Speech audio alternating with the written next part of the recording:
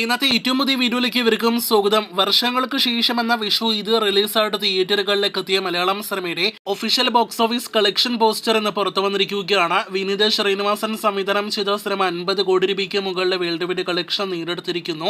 എല്ലാവർക്കും നന്ദി എന്ന് പറഞ്ഞാണ് ഈ കാണുന്ന പോസ്റ്റർ എന്ന് പുറത്തു വന്നിരിക്കുന്നത്. പ്രണവ്, നിവിൻ പോളി ഉൾപ്പെടെയുള്ള സിനിമയുടെ അണിയറ പ്രവർത്തകരെല്ലാം തന്നെ സിനിമയുടെ ഒഫീഷ്യൽ 50 കോടി പോസ്റ്ററും പുറത്തുവിട്ട് കഴിഞ്ഞിരിക്കുകയാണ്. അങ്ങനെ മലയാളത്തിലെ അടുത്തൊരു 50 കോടി സിനിമയായിട്ട് കൂടി വർഷങ്ങൾക്ക് ശേഷം മാറുകയാണ്. യഥാർത്ഥത്തിൽ തിയേറ്റർ കളക്ഷന്റെ ബേസിൽ നിലവിൽ 6 ദിവസങ്ങൾ കൊണ്ട് 50 കോടിയിലേക്ക് സിനിമ എത്തപ്പെട്ടിട്ടില്ല. ഇന്നത്തെയോ നാളത്തെയോ കളക്ഷനോടെ മാത്രമേ 50 കോടി രൂപയ്ക്ക് മുകളിലേക്ക് സിനിമയുടെ കളക്ഷൻ എത്തുകയുള്ളൂ.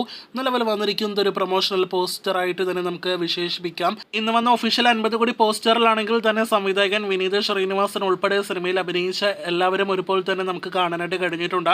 അപ്പോഴും ഗസ്റ്റ് റോളിലെത്തിയ 1-2 മിനിറ്റ് റോൾ മാത്രം ഉണ്ടായിരുന്ന ഒരു പ്രധാനപ്പെട്ട താരം കൂടി ഈ ഒരു പോസ്റ്ററിൽ മിസ്സിംഗ് ആണ്. അടുത്ത പോസ്റ്ററിൽ അദ്ദേഹവും ഉണ്ടാകുമെന്ന് പ്രതീക്ഷിക്കാം. ഇനി വർഷങ്ങൾക്ക് ശേഷം കഴിഞ്ഞ ദിവസങ്ങളിൽ മറികടന്ന സിനിമകളിലേക്കും ഇനി മറികടക്കാനുള്ള സിനിമകളിലേക്കും വരികയാണെങ്കിൽ സിനിമയുടെ നിർമ്മാതാവ് വിശാഖ് സുബ്രഹ്മണ്യം ആദ്യം നിർമ്മിച്ച സിനിമയാണല്ലോ ഫാന്റാസ്റ്റിക് ഫിലിംസിന്റെ ധ്യാൻ ശ്രീനിവാസൻ സംവിധാനം ചെയ്ത നിവിന്റെ ലവ് ആക്ഷൻ ഡ്രാമ. ഓണക്കാലത്ത് തിയേറ്ററുകളിലേക്ക് എത്തിയ 2019 സിനിമ 30 കോടിയോളം രൂപയായിരുന്നു വേൾഡ് വൈഡ് കളക്ഷൻ നേടിയെടുത്തത്.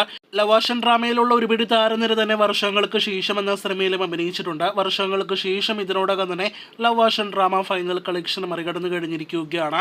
ഇതിനിടയിലെ ബേസൽ ജോസഫിന്റെ കരിയർ ബെസ്റ്റ് കളക്ഷനായ ജയഹേ എന്ന സിനിമയുടെ ഫൈനൽ കളക്ഷനായ 42 കോടി രൂപ കൂടി കഴിഞ്ഞ ദിവസത്തെ കളക്ഷനോടെ വർഷങ്ങൾക്ക് ശേഷം മറികടന്നിരിക്കുകയാണ്. ഇനി മറികടക്കേണ്ടത് വിനീതിന്റെയും പ്രണവിന്റെയും കരിയർ ബെസ്റ്റ് കളക്ഷൻ നേടിയെടുത്ത ഹൃദയം എന്ന സിനിമയുടെ ഫൈനൽ കളക്ഷനാണ്. 55 കോടി രൂപയ്ക്ക് മുകളിലെ കളക്ഷൻ നേടിയെടുത്താൽ വർഷങ്ങൾക്ക് ശേഷം ആ റെക്കോർഡ് നേട്ടത്തിലേക്ക് എത്തപ്പെടും. ശേഷം മറികടക്കേണ്ടത് നിവിന്റെ കരിയർ ബെസ്റ്റും അതോടൊപ്പം തന്നെ നീരജ് അഭിനയിച്ച സിനിമകളിൽ ഏറ്റവും ഉയർന്ന കളക്ഷൻ നേടിയെടുത്ത RDXന്റെ ഫൈനലുമാണ്. എന്തായാലും അതും രണ്ടും മറികടക്കുമോ എന്നാണ് നാം അടുത്ത ദിവസങ്ങൾ ഉറ്റുനോക്കുന്നത്. കാത്തിരിക്കൂ കൂടുതൽ ഇതുപോലുള്ള ബോക്സ് ഓഫീസ് റിപ്പോർട്ടുകൾ കേട്ട്.